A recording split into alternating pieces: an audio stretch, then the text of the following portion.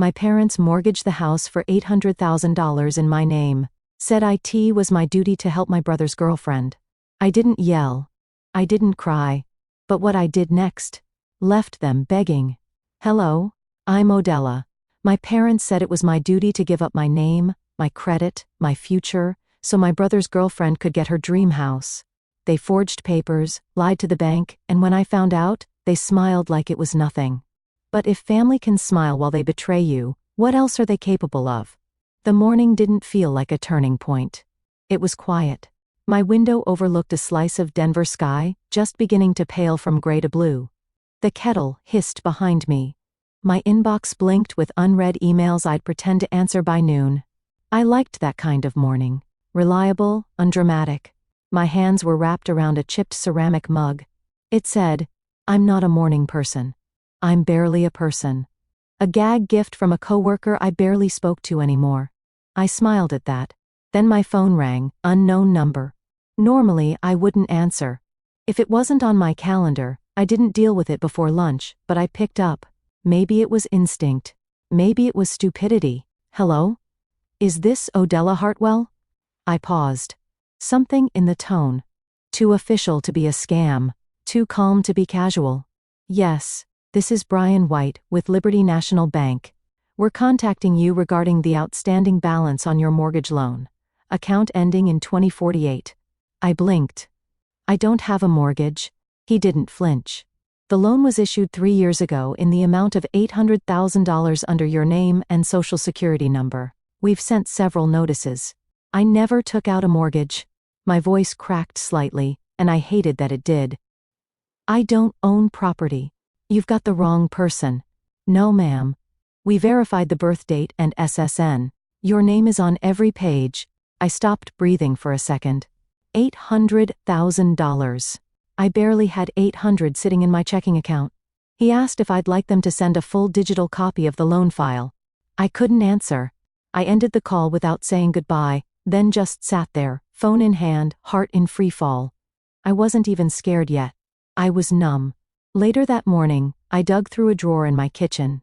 I didn't know what I was looking for until I found it. A thin flyer, generic branding, "Welcome to Liberty National," dated 6 months ago.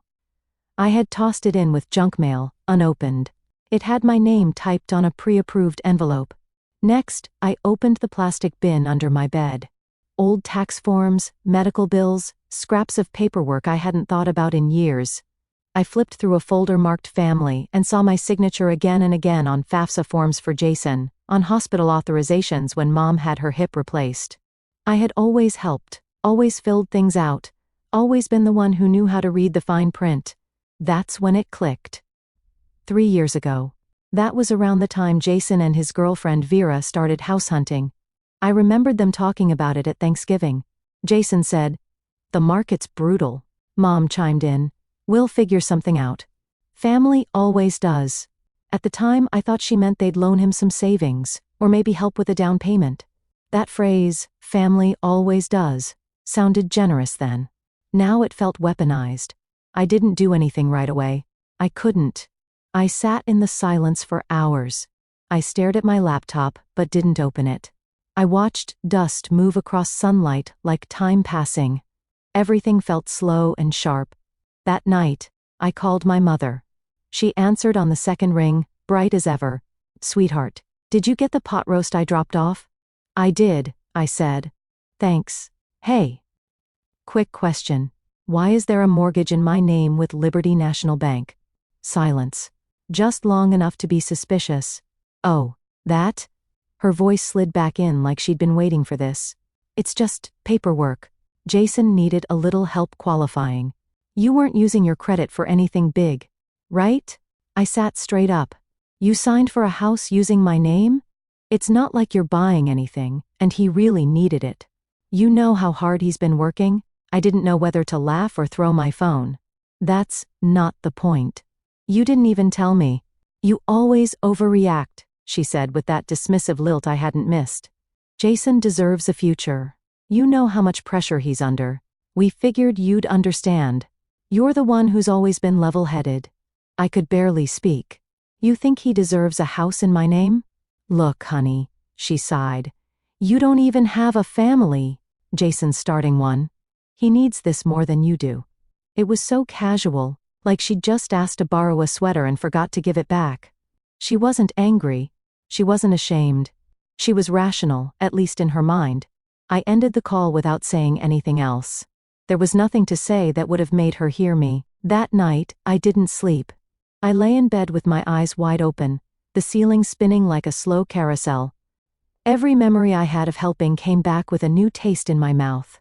Metallic, bitter, used. When I was 15, Jason crashed his car. Dad blamed the weather. When I dented a fender 2 years later, I was told I'd never drive again unless I paid every cent to fix it myself. Jason dropped out of community college twice. When I got a scholarship to CU Boulder, Mom said, "Don't brag. He's sensitive." I worked through school. I paid off my student loans early. Jason couldn't hold a job longer than 6 months, but he always had the new iPhone, always had someone bailing him out. And I was the one who didn't need anything. The one they called independent. The one who got told, "You're so strong." But strength, I was starting to realize, was just code for "you'll survive whatever we do to you." I closed my laptop, didn't cry, didn't scream. I sat there with a quiet I hadn't felt before. Not peace. Not calm. Just a stillness so dense it felt like gravity. They'd used my name like it belonged to them. Maybe because to them it did. But that was about to change. I didn't need an alarm. My eyes opened before the sun had fully crested over the neighboring rooftops. The room felt heavy, like the kind of silence that settles after something important is cracked. I pushed off the blanket and walked barefoot across the hardwood floor to the file cabinet I kept tucked beside my desk. It was an old metal thing I bought secondhand back when I thought organizing my life in folders would somehow give me control over it. I started pulling files, school forms, tax returns, medical consents, all the documents that had ever needed my signature over the past 10 years. Some still smelled faintly of printer toner. Next, I opened the email from Liberty National. The PDF loaded slow. I watched the little spinning icon like it might blink out of existence if I stared too hard. When it finally appeared, I zoomed in on the signature line. It looked like mine at first glance, the curve of the O, the tail on the A. But then I noticed the R in Hartwell. It didn't dip. Mine always dips, and the Y had a curl that wasn't mine. Whoever did this, they had practiced, studied. I almost had to admire the effort until I saw the notary stamp. That's what made my stomach drop. The notary wasn't a stranger. It was someone I went to high school with, Chelsea Bertram. We weren't close, but we'd shared a locker wall and a few awkward laughs in gym class. I remembered she'd stayed in Denver after graduation, had a kid young, got certified in something admin-related I never asked. I opened my phone and searched her name on Facebook, found her profile in seconds. She still used that same photo from her baby's first birthday, her hair back in a bun, a balloon in her hand. I sent her a message. "Hi Chelsea. This is Odella Hartwell. Quick question. Did you notarize a mortgage document for Liberty National Bank in my name a few years ago?" I didn't expect a fast reply, but an hour later, my phone buzzed. "Hi, Odella. I did. Your mom said you were sick and couldn't come in. Said it was urgent." I didn't think twice. She seemed really upset. "If I did something wrong, I'm sorry." I read it twice, then 3 more times. My fingers tingled like they'd been dipped in ice. She didn't say it maliciously. She didn't know. Chelsea had believed my mother, believed the woman who once grounded me for not washing my dishes fast enough when she said I was too sick to sign my own mortgage. Like I didn't exist as a legal adult. Like I was just convenient paperwork. The air in my apartment felt thinner. I walked over to the window, cracked it open, and leaned out. A few cars passed. Someone walked their dog. The world kept moving like nothing had happened. But it had. Something had snapped. Around 2 p.m., I was still at the kitchen table when there was a knock at the door. I didn't move right away. I wasn't expecting anyone. The knock came again, firmer. When I opened it, a man in a reflective vest stood on the porch, clipboard in hand. Behind him, a tow truck idled at the curb. "Afternoon, ma'am. We're here to recover the 2020 Honda Civic. Payments are 90 days delinquent. Name's Odella Hartwell. Correct?" I blinked. "That's my name." Yes. But I didn't buy that car. He tilted the clipboard toward me. My birthday, my full name, my credit line. That's definitely me, I said, softer now. But I never signed anything for a Civic. That car was a gift from my father. He shrugged. Still under your name, we're authorized to repossess. I stepped outside as he moved toward the car. The breeze stung more than it should have. I watched him loop the tow cable beneath the front axle and crank it tight. A few neighbors peeked from their blinds. One of them even stepped onto their porch just far enough to look concerned but not say a word. I didn't argue. What would I have said? I sat down on the front step, letting the cold concrete press into the backs of my legs. As the Civic rolled away, I realized it wasn't just about the car or the mortgage or even Chelsea's message. It was everything. It was Jason's graduation party where I paid for the catering because he'd had a rough year. It was the time Mom used my tax return to hold on to when Jason couldn't cover rent and never gave it back. It was the birthday card that said, "To our reliable one, you make things work." Reliable. Translation: you're the one we'll bleed dry, and you'll smile while it happens. I went back inside. My fingers were numb, but my mind was sharper than it had been in days. I pulled a yellow legal pad from my drawer. At the top, I wrote in all caps, "Instances of unauthorized use of my identity." Then I underlined it once, then twice, because now I had a list to build, and I was done being quiet. The legal pad sat on my lap like it was holding its breath for me. 5 entries. 5 moments where my name was used like a spare key they never returned. I flipped the page, then flipped it back again. I wasn't done. Not yet. I stared at the last word I'd written, hospital, and underlined it with the side of my pen. Not neatly, with pressure. That word pulled something I hadn't looked at in months, not because I forgot, but because it scared me. 6 months ago, I landed in the emergency room. A reaction to shellfish? Somebody's mistake at a catered work event? My throat had closed up so fast, I remembered the ambulance ride only in flashes. I'd been unconscious for over 12 hours. The only visitor listed during my stay was my mother, and I had brushed it off as comforting. Of course Mom would be there, but now I couldn't stop wondering what she'd been doing in those hours when I couldn't move, couldn't sign, couldn't speak. I opened my laptop, logged into my old email, and scrolled to the dates around the incident. It didn't take long to find it. Congratulations. Your Liberty National mortgage application has been approved. Timestamp, 3:11 p.m. I clicked it open. Read it again and again. I was unconscious during that entire afternoon. I knew that much. I didn't want to assume. I wanted proof.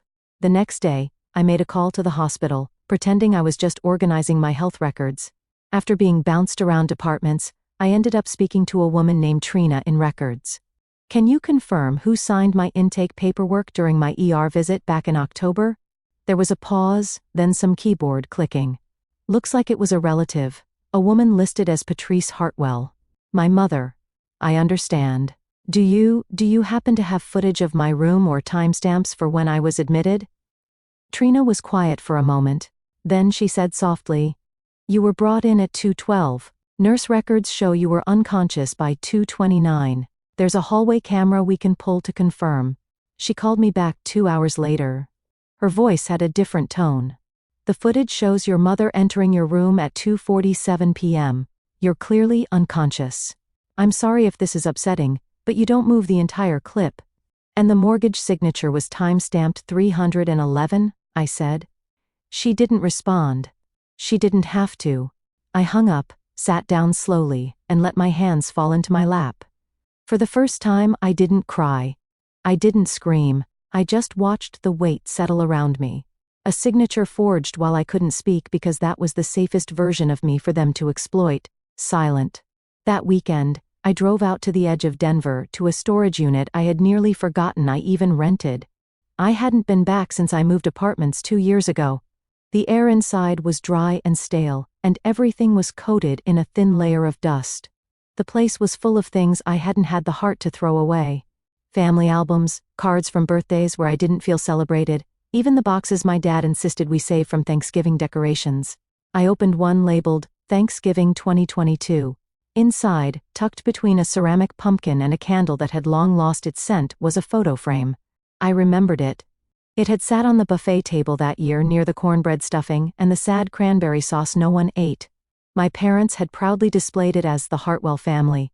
The photo inside showed my parents, my brother Jason, and his girlfriend standing in front of our house.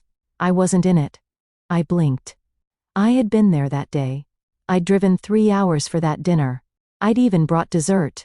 Pecan pie and lemon bars because Mom said not everyone likes chocolate. I dug deeper and found an envelope of original photo prints still in the glossy sleeve from the drugstore.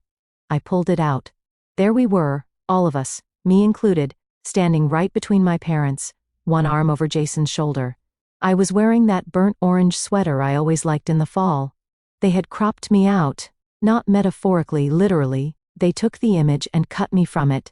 I sat down hard on the concrete floor, the envelope still open in my lap. The fluorescent bulb above flickered once. Then again, they hadn't just signed in my name. They had started erasing me. From documents, from decisions, from memories. I wasn't just the backup plan, I was the invisible one. I held both photos, one with me, one without, side by side. My hands didn't shake, not anymore. You took me out of the picture, I whispered. Now I'll write one you can't erase. I didn't text her right away. I stared at the cropped photo for hours that night, holding it like it was radioactive. The next morning, I laid both versions side by side on my desk, me in, me out, and took a picture. Then I opened a text thread I hadn't touched in weeks. I'll come to Sunday dinner. That's all I wrote. I slid the original photo into the side pocket of my purse, zipped it shut, and didn't touch it again until the weekend came. Sunday was cold. That sort of late winter chill that made everything feel sterile. I pulled up to my parents' house in Centennial a few minutes after 5. The same gray sedan in the driveway, the same wind chime clinking against the porch light. Inside, it smelled like a lemon-scented floor cleaner and roast beef. Everything was too bright, too shiny. Maris, my mother, opened the door like I hadn't gone silent for a week and a half. Look who decided to join us, she chirped as if I was a guest. Not her daughter. Not the woman whose life they were dismantling piece by piece. Harlan, my father, offered a grunt that barely qualified as acknowledgement. My brother Ronan was already in the kitchen, pouring wine like he ran the place. Vera, his fiancée, floated in behind him in a white floral sundress, lips glossed, eyes gleaming. "Oh, Dell," she said, drawing the nickname out. "I'm so glad you made it. We were just talking about the wedding menu. Wait till you see the Pinterest board." No one asked me how I'd been. No one mentioned the mortgage. No one said a damn word about my car being repossessed or my credit destroyed. We sat down to dinner at the long oak table. The roast was dry. The potatoes were too buttery. Everything was perfect in that fake way where the food is hot, but the conversation is cold. Maris made a joke about seating charts. Ronan laughed too hard.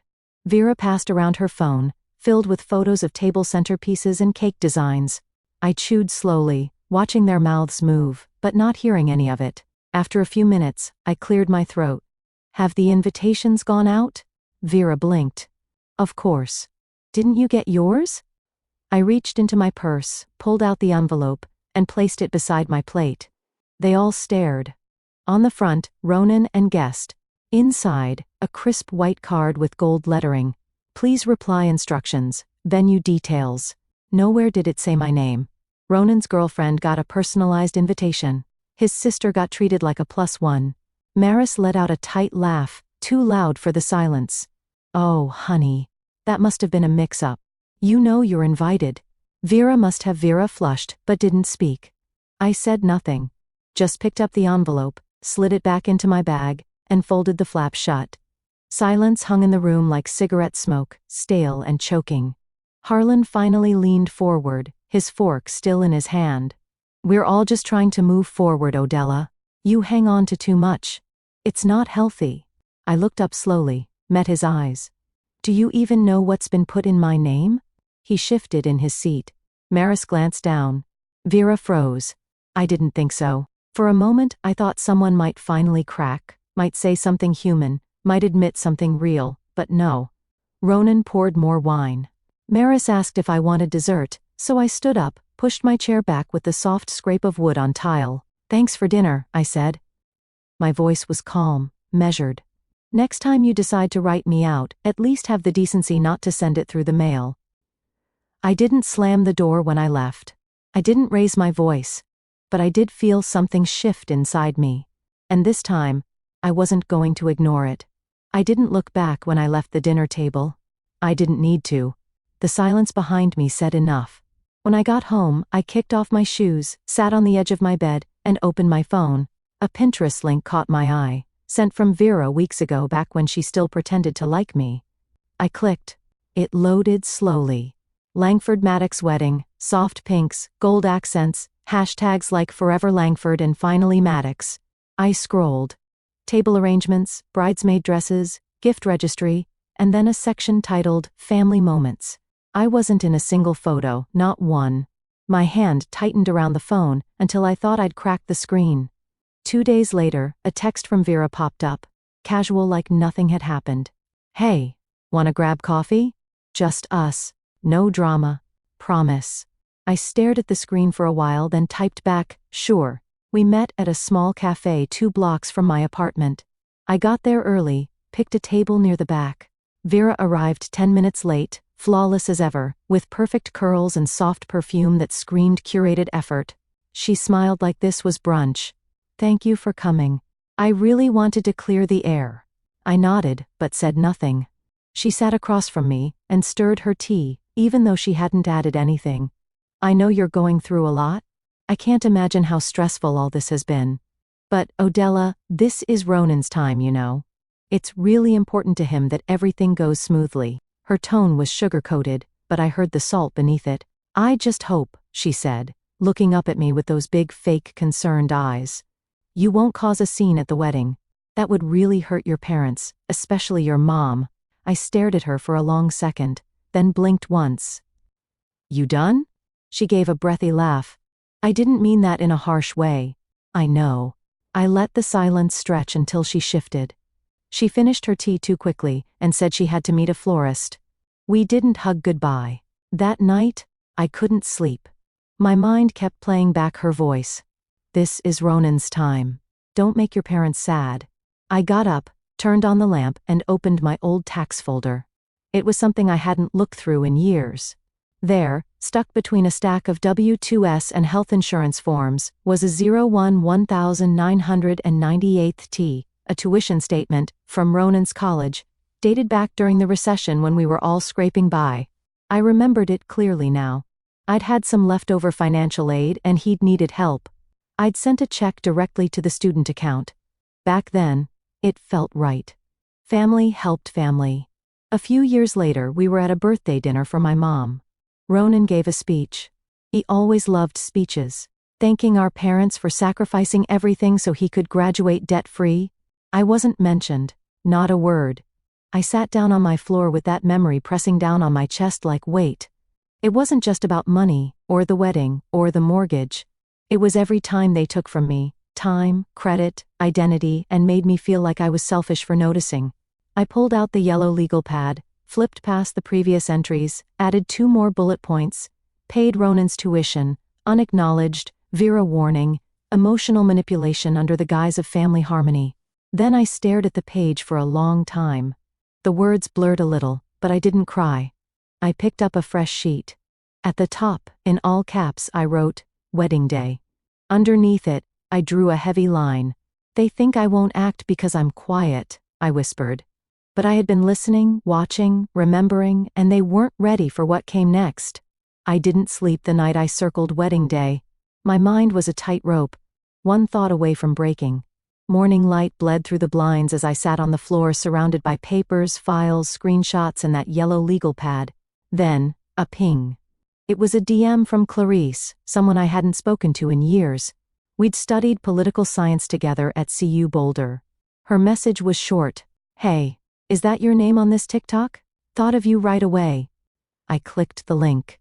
The video began with upbeat music and a drone shot swooping down on a freshly painted suburban home with cream siding, black trim, and a wide, grinning porch. Vera's voice came through, sugary and bright. We finally closed on our dream house. Thank you to everyone who believed in us. I paused the frame. There it was. The address. I didn't need to check. I knew it by heart because it was still under my name. I stood up too quickly, knocking over the pad. My knees popped. My breath went shallow. I fumbled through the folder, pulled out the deed I'd printed from Liberty National Bank's portal, and laid it beside my laptop. Mortgage holder, Odella Hartwell. They hadn't even transferred the title. I replayed the video, this time reading the comments. Couple goals. Manifesting this exact home energy? Where did y'all get the door paint?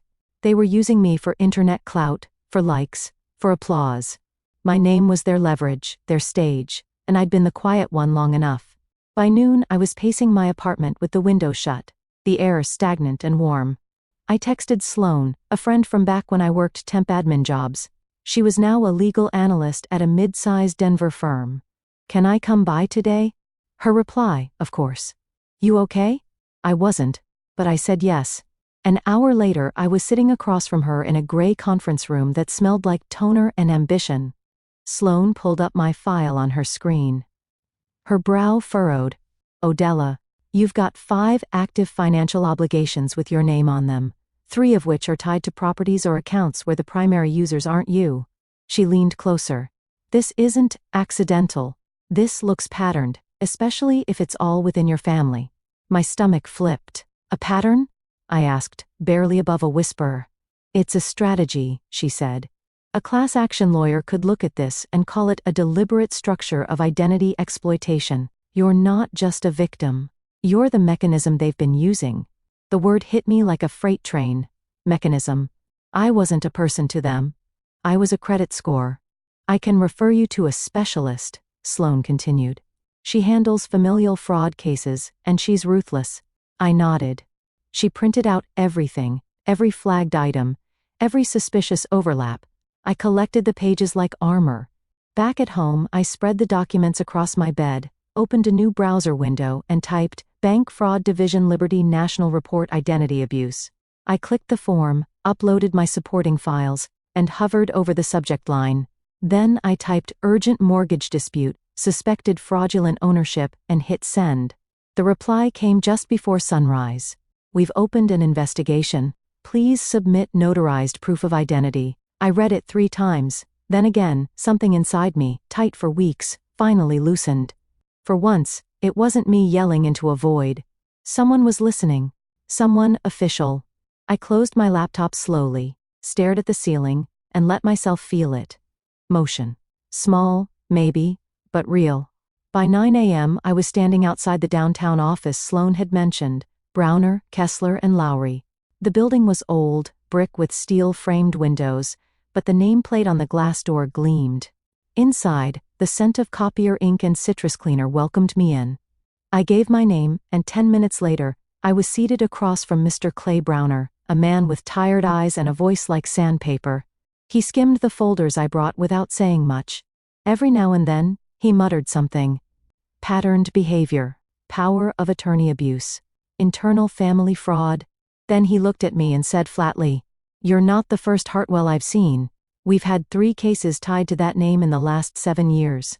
Quiet settlements, all of them. I blinked. Hartwell? He nodded. Family trust abuse.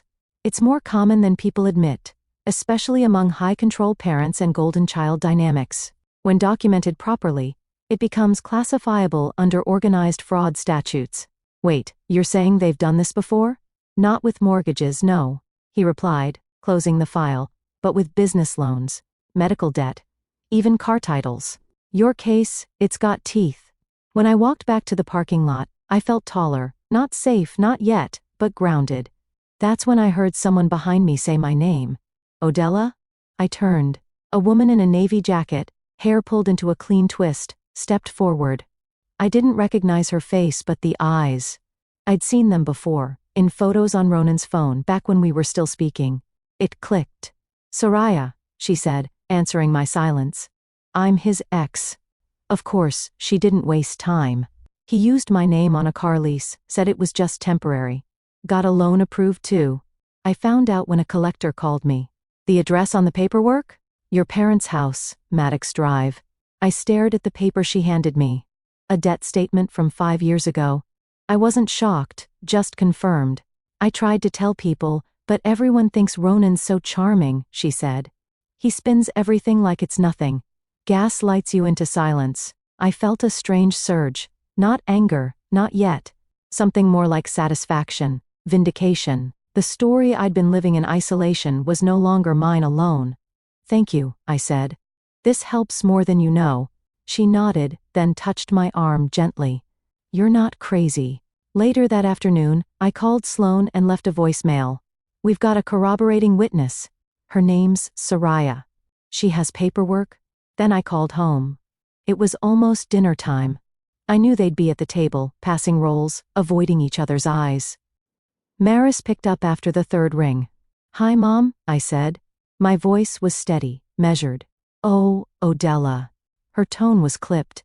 You should tell Ronan to hire a lawyer. Silence. Then are you threatening your own family? No, I said calmly. I'm forecasting. Click. That night, after finishing a frozen lasagna I barely tasted, I went downstairs to get something from my car. I noticed the glass a second too late. The glittering shards that littered the pavement like sharp confetti. My driver's side window had been smashed in. I didn't move. I just stared because it wasn't even surprising anymore. Just next, a sticky note flapped lightly against the gear shift. The writing was uneven, almost childlike. Back off. I didn't pick it up. I walked upstairs, locked my door, sat at my desk, opened a new document, and started writing everything down. I didn't flinch when I saw the glass. I didn't need to. I'd already accepted that they were capable of worse. Instead, I snapped a picture of the shattered window, then the threatening note left on my passenger seat. I sent both to Sloan. My message was short. They escalated. Let's proceed. The air was crisp that morning, the kind of cold that wakes you up without permission. I wore my thick coat and drove to the HOA legal mediation downtown, with my window temporarily patched by clear plastic and duct tape. The sound it made, flapping and shrill, wasn't unlike the voice in my head. Relentless. Inside the hearing room, it was too bright, too clean. A white-walled conference space with polished floors and coffee cups lined in tidy rows, like none of us were there to ruin someone else's life. But that was the thing. They'd already ruined mine. Ronan and Vera sat across the table, dressed like the pressure hadn't reached their pores yet. Vera gave me a tight smile. Ronan didn't look at me at all. Liberty National's rep cleared his throat. We're here to review the mortgage dispute tied to property 731 Juniper Hill Lane. I calmly laid out the notarized affidavit, hospital timestamps, and overlays of my signature on prior legal forms. Every slide I clicked through hit like a silent gavel. Vera's voice cracked. We thought she'd agreed. We thought she knew. The HOA board didn't blink. Until the investigation concludes, your renovation permits are suspended. And due to legal liability, you are required to vacate the property within 30 days. Ronan's chair scraped backward. This is ridiculous. We're the ones who turned that place around. You turned it with money that wasn't yours, I said, looking him dead in the eye. By evening I was back in my apartment when I heard the knock. I knew it before I opened the door. It was Maris. Her eyes looked heavier than I remembered. Her hands trembling as she clutched the hem of her cardigan. She didn't ask to come in. She just stood there on my welcome mat like a ghost who didn't know she died. We just wanted Ronan to have a future, she whispered. You were always fine, Odella. No, I said evenly. I was always invisible. There's a difference. I handed her a sealed envelope, copies of the debt reports, the forensic signature analysis, and a timeline of every theft under my name. You'll need this, I said. The law is coming next. She nodded once but didn't argue. She looked older, like all the denial had finally sunk through her skin. When she left, she didn't say goodbye. Later that night, I opened a cedar box from my childhood closet, the one I used to hide birthday cards and drawings. Inside, beneath folded construction paper, was a yellowed envelope I'd never opened before. The handwriting was unmistakable. Grandma. My breath caught. Inside the letter was simple, but the words hit with the weight of every quiet moment I'd ever swallowed. They did this to me too once. Your mother and her sister. Don't let them define you, darling. Take your name back. I read it 3 times before I set it down. I stood at the window, Denver's skyline glowing faintly against the night. I felt still, centered, not triumphant, not bitter, just ready. "You used my name like it belonged to you," I whispered, but I reclaimed it. My phone buzzed beside me. Court clerk, subject line, filing accepted. "You will be notified of your hearing date." I smiled, not because I won, but because I finally showed up for myself. The courtroom was quiet. Quiet in the way only places heavy with judgment can be. I sat alone at the plaintiff's table, hands folded, breath steady. Across the aisle sat a man in a gray suit representing Ronan and Vera. No eye contact, no acknowledgement, just paperwork and silence. Mr. Browner, my attorney, leaned in and slid a single page toward me. "You don't have to speak, Odella. But if you do, make it count." I nodded, but I already knew. I wasn't going to say a word.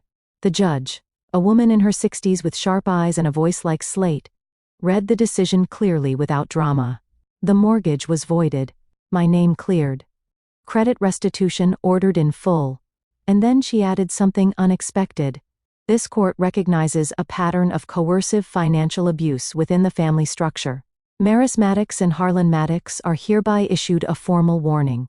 Any further involvement in their children's financial activity will result in civil penalties." I heard someone shift behind me. I didn't look. Outside, as I walked toward the courthouse steps, I spotted Maris sitting alone on a bench. Her back was straight, hands clenched tightly on her lap. She didn't look up when I passed. I didn't stop. Back home, I packed quietly. It didn't take long. Just a few boxes of what I actually needed. What actually mattered. I wasn't running. I was stepping away cleanly, deliberately. Before leaving, I took the original family photo, the one they'd cropped me out of, and slid it into an envelope. I taped it to my front door. No note. No signature. Just that image, whole and untouched. Let them decide what it meant. 2 weeks later, I stood behind a small wooden booth at a weekend artisan market in Boulder. My hands smelled like clay and lavender oil. I'd started throwing pottery again. The mugs were a little lopsided, the glaze a bit too thick, but people smiled when they picked them up. A woman with gray streaked hair held one in her hand. The side read, "Reclamation." She asked, "Why that word?" I smiled. "Because it wasn't supposed to exist, but it does." She bought 2. That night, back at my apartment, I made tea and stepped out onto the small balcony that overlooked the quiet alley. It wasn't much, but it was mine. No one else's name was on the lease, no one else's fingerprints on my choices. I watched the steam rise from the cup. No phone calls, no guilt. No one telling me to be the bigger person. Just silence. But not the kind that eats at you, the kind that heals. They had used my name like it belonged to them. They signed, borrowed, erased, believing I'd never make a sound. But I didn't need noise to be heard. I walked away. No screaming, no threat, just silence. Silence they couldn't ignore.